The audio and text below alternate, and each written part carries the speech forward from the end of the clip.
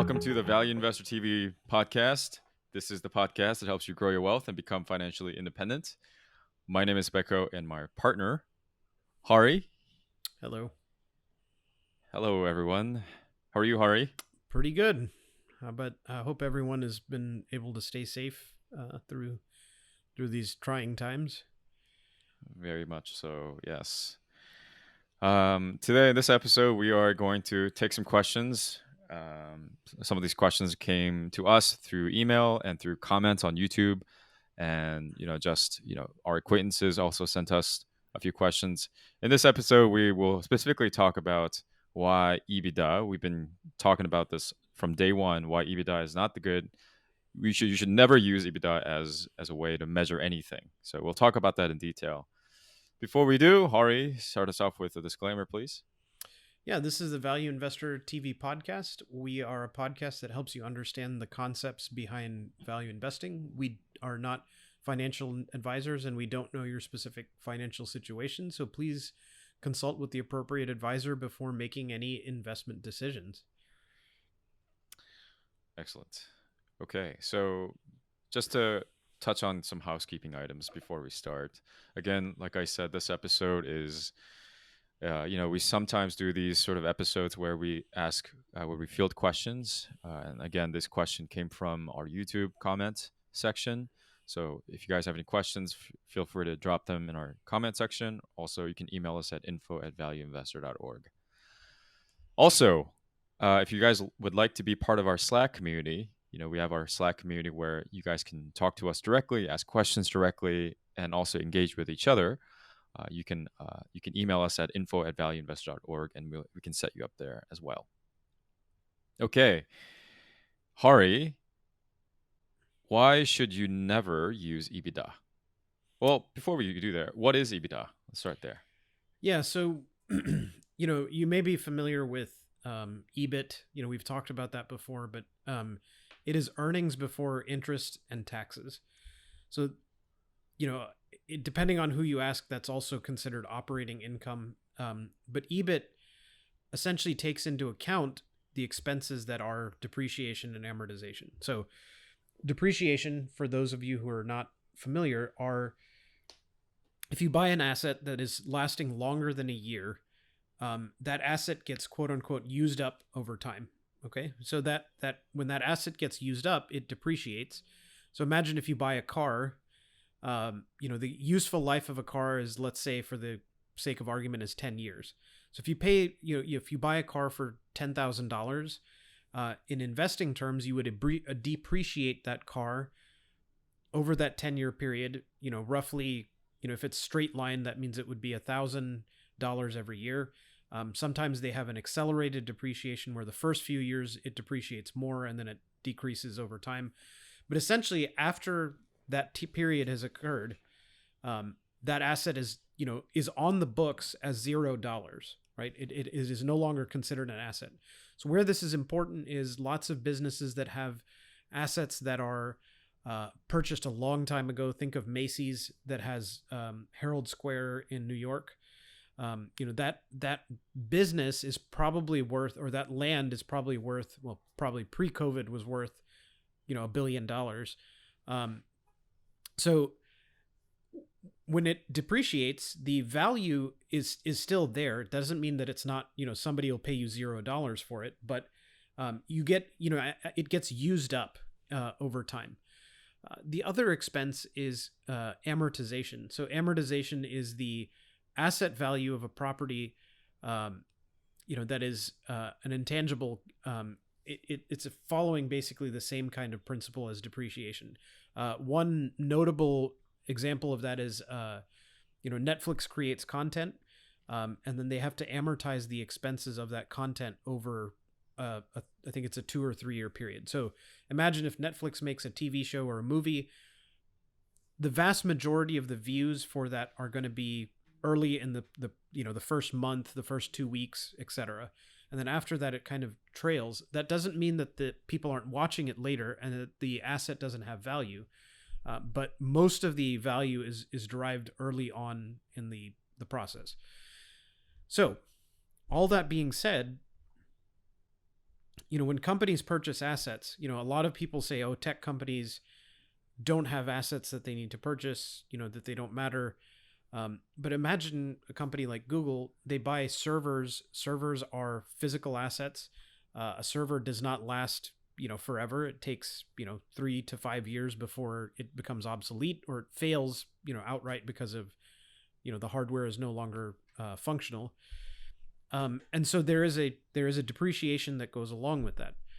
So why this is so important is that when you take into account depreciation and amortization, because they are actual real expenses, you are more reflecting what is reality of that business. So essentially, when you look at free cash flow, right, which is what Becco and I have hammered on from day one, free cash flow is the money that the owner will actually get at the end of the day, right? You can take that money out of the business and it's not going to impact the day-to-day operations of the business. The problem with free cash flow is that it may be lumpy, right? Because one year you may have more capital expenditures and another year you may have less. But it's cash, so you can actually see what is coming in and out of the business.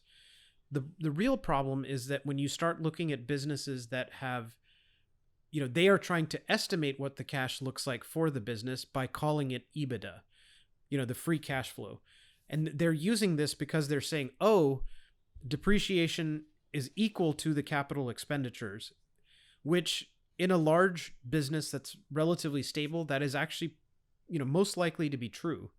But that doesn't mean that it's actually accurate in all instances, right? So free cash flow has its limitations because of the lumpiness factor. So one year free cash flow may be looking really good because they didn't have a lot of expenses, and one year it may look really bad because they had a lot of expenditures.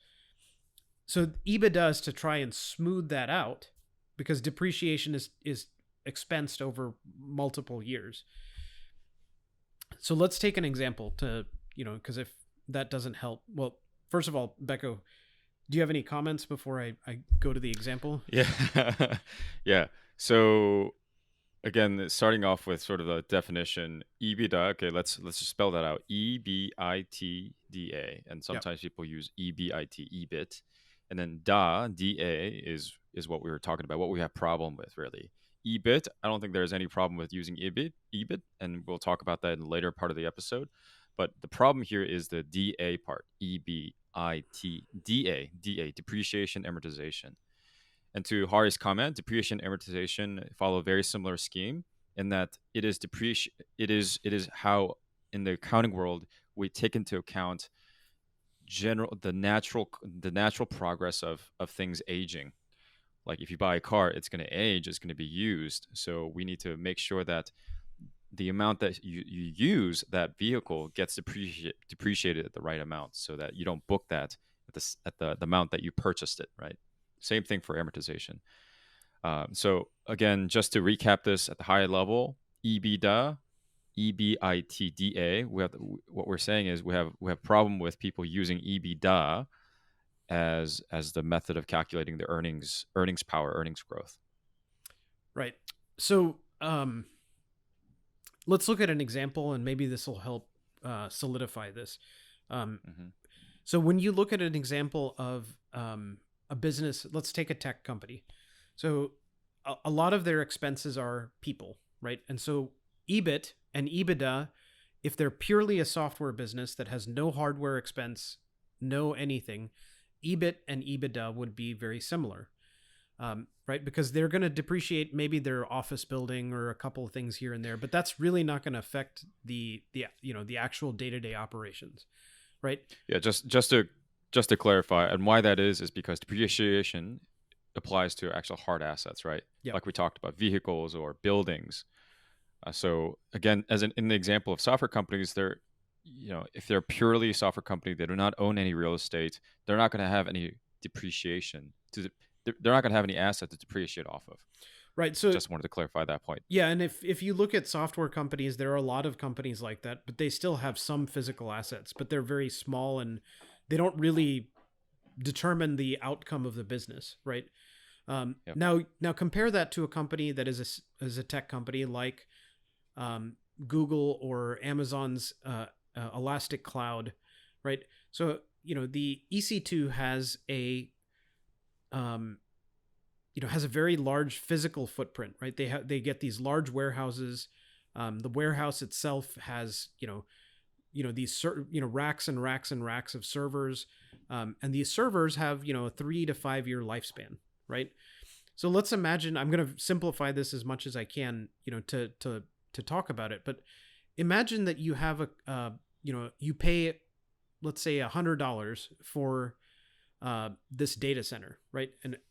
And we're going to depreciate everything over a 10-year period, a 10-year period. So let's say that the asset itself generates $20 a year. I'm sorry, $100 a year in revenue, and it generates $20 a year um in profit. I'm sorry, in operating income. Okay. So when we look at operating income, at that point, we've actually taken out the depreciation, right?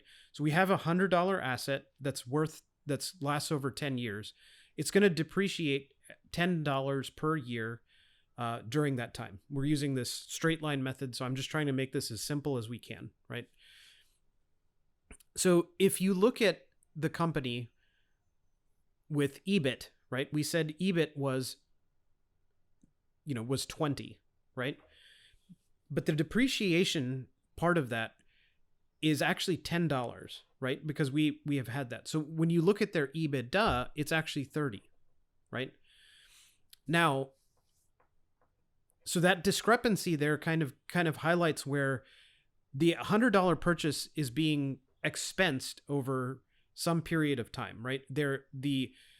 And that expense is that they actually have to replace 10% of the data center every year, right? And so that expense is what you're seeing in the depreciation. Now, they may not actually buy 10% of the data center every year, right? Because, a server may last 2 years instead of 1 year, or something that was supposed to last 3 years died within a year, right? So the depreciation is there to help the reader understand what the expenses are over a period of time, right? So when you look at the free cash flow, you actually go in and add. So we said that the net income here was $20, right? For our purposes, there's no interest, there's no taxes. So the net income is $20. You add back the depreciation, right? So now in your cash flow line, you're going to say $30. So that matches the EBITDA, right? But the expense here is also the capital expense that you have to pay, the $10 to maintain your business, right? So when you look at it that way, your EBITDA is $10, is 50% better than your free cash flow, right? Because your free cash flow, the capital expense is still going out to replace, and maintain your business. So this is why there is a discrepancy with EBITDA and EBIT and free cash flow. And that's why it's super important why we always say when we show you the checklist and look at it is you have to explain and understand what the business does before you can look at the financials and have the context around it. Yeah, so I'm just going to play a devil's advocate here and say, what is so wrong with using EBIT when it actually, let's say, if depreciation and capital expense in the long term over 10 years actually matches up to sustain the business, let's just say. Then at that point, what is so wrong about actually using EBIT to just kind of get a rough, kind of smooth line? Like you said, you're saying cash flow is very zigzaggy. If you use EBITDA rather, EBITDA, and assume that the depreciation gets recouped basically using capex. If you use EBITDA, it kind of smooth things out. What is so wrong about that? About using that? Well, so if it is a way to smooth things out, because one of the things that we always talk about in this podcast is that you have to use multi-year numbers, right? And by using multi-year numbers, we're sort of doing that as well. We're sort of trying to hide, or not hide, but sort of smooth out any sort of like one-time expense sort of thing. Right. So the thing about EBITDA is that it never takes into account the depreciation expense, right? So in the free cash flow side, we take it in the CapEx, right? So that means that depreciation is added back in, but it's spent in the capital expenditure. And on the EBIT side, right? So that it takes into account depreciation as the expense, right? So I would argue that EBITDA, the difference between EBITDA and EBIT and cash flow, right? So we're putting EBIT and cash flow in one bucket and EBITDA in the other bucket, is that EBITDA never takes into account depreciation. And EBIT and free cash flow do take into account depreciation, which are real expenses. So if you want to use EBIT, if you want to use free cash flow, I would recommend using both, to be honest with you, in various different circumstances, which we can talk about at a different time. But there's actually no value in ever using EBITDA, right? Which is why Warren Buffett, Charlie Munger, and all the hardcore value investors never, they always say that it's a BS number, right? And the reason for that is that it really is, right? Depreciation is an actual expense. It does matter, and it is not accounted for in any shape or form when you report it, right? And and we talked about a company, and I've forgotten which one, but they've even made up a further letter. There's an EBITDA LMNOP, right, where they're just going to start before a bunch of other letters, right? So we're going to just have a EBIT with EBITDA, which you essentially will equal to revenue, right? Because people are just going to take away all of the expenses, and it's going to and then soon it's going to be, well, theoretical revenue that we even don't even have yet will be added there. So projection, yeah. So the point I'm trying to make here is that when people tell you that they're basing it on EBITDA or they're basing it on something, then what that tells you is that they are hiding something, whether it's intentional or just they're following the crowd in terms of how things are reported. I can't say for sure, but what I would say is if you ever hear that, then you need to dig in and say, one, I don't care what that EBITDA number is. I want to look at the actual EBIT, and I want to look at the free cash flow. Mm-hmm. So I think for the remainder of the conversation, I think we should talk about why we use EBIT to discuss the earnings power for various companies and why EBIT is actually a powerful metric to compare different companies. Can you talk a little bit about that, Hari? Yeah, I mean, I think the main thing here is that the value of EBIT is that it takes into account, it doesn't, you're comparing an apples to apples comparison because companies have different tax structures and they have different debt structures. So the debt is accounted for before interest, and the T is the taxes there. So when you take those things out, you can compare them. Now, I'm not discounting these are actual expenses, right? But if you want to compare apples to apples, because let's say you're purchasing this business, let's say the business has $500 million in debt and has $500 million market cap, right? Well, then the enterprise value is the sum of those two, the 1 billion. So let's say you walked in and you purchased the thing outright for $1 billion and paid off the debt, right? In one fell swoop. The EBIT number would tell you what your income would be, because then you could then move it to a lower tax jurisdiction, right? If you wanted to save even more money, right? So that's kind of the benefit there. Yeah, go ahead. Yeah, just going back to the letters, right? Earnings before interest and tax. Yeah. So we are adding back interest and tax.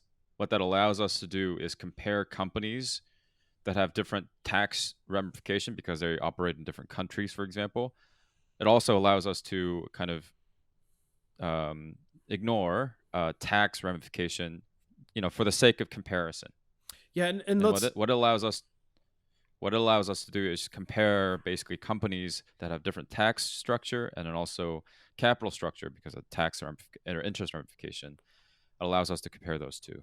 Yeah, and apples to apple comparison. One thing is that when the U.S. government changes the tax code and companies pay less in taxes, EBIT doesn't change, and that allows you to see how did they actually perform without, and now when you actually look at it, the EPS number is almost nonsense because if a company owns stock in another business, and that market price fluctuates, they have to take that as an expense, which basically means now you're seeing a bunch of non-GAAP EPSs. So when Berkshire Hathaway, which has a very large portfolio, reports earnings, their earnings are almost meaningless, year over year, because their stock portfolio changes. So EBIT, it really is now the number to use, right, along with free cash flow. I'm going to take a counter position and say, if you think that depreciation amortization is important to consider, then why is it that we can ignore using EBIT, the capital structure, and interest? So you have to keep thinking in terms of um the capital structure matters because you can change the debt with by paying it off, right? And that's the purpose of this, is that debt doesn't matter here. If you can remove the debt from the equation by just paying for it, it's still reflected in the enterprise value, and that's why you see companies that use a price to earnings ratio of enterprise value to EBIT, right, which is actually a better estimate of how much money the company is making than a heavily debt laden company, which has PE. Um, Hmm. so um, I also just want to just add really quick that you can also look at, if you're concerned about debt, there are other things that you have to look at, right? It's not just EBIT that you can focus on. EBIT is only one part of the whole equation. right. So just to keep that in mind when you're digging through this. Yep. Okay, sounds good. Anything else you want to talk about, Hari, before we move on to the next episode? No, I mean, I think we're this topic came from a listener request, and if you want us to cover anything, or answer, have us answer questions, please reach out to us, info@valueinvestor.org, or get on our Slack channel. You can get an invite also at info@valueinvestor.org. We are happy to talk to you guys as much as we can, and Slack is a really good way for us to all communicate. So join our community. There's lots of other folks there, and it's a good place to learn. So Yep, sounds good. All right, thanks guys for listening. I'll see you guys in the next episode. thanks.